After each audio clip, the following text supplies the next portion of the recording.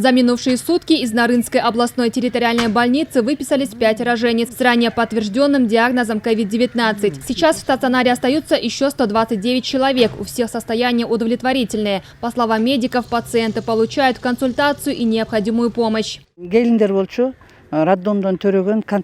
Все выписанные роженицы, которые находились в контакте с зараженными, их повторные анализы показали отрицательные результаты. Всего от COVID-19 лечатся 120 человек. Их состояние удовлетворительное, средняя тяжести 30 пациентов и у 20 человек пневмония. Они в тяжелом состоянии. В день мы выписываем по 5 человек. Кроме того, из Ошской областной инфекционной больницы выписался один пациент. Его состояние хорошее. В целях профилактики 14 дней он будет находиться на домашнем карантине. Также из Бишкекской республиканской инфекционной клинической больницы выписаны 16 пациентов, ранее с подтвержденным COVID-19. Их тесты показали отрицательный результат. Однако это не значит, что у выздоровевших есть иммунитет к коронавирусу, отмечают медики. Выписанным пациентам нужно бережно относиться к своему здоровью и соблюдать карантин, ведь в мире фиксируют случаи повторного заражения. Сегодняшний день находится 188, из них подтвержденных COVID 180. Из них 16 мы сегодня выписали. Из моего отделения, 7-го отделения, выписались 10. Из них 2 в средне-тяжелой форме протекали, 7 в легкой форме, 1 в бессимптомной форме. 4 приехали из России.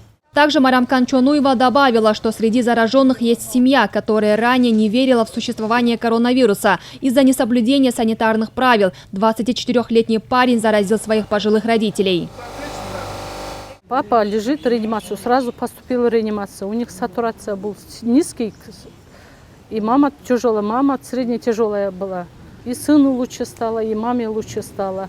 И про папу тоже сказали, уже переводится в отделение, тоже на улучшение идет. Он всегда говорит, что я не верил. Сейчас жалеет, что я, если верил бы, папа и мама не болели. Коронавирусная инфекция – это респираторная инфекция.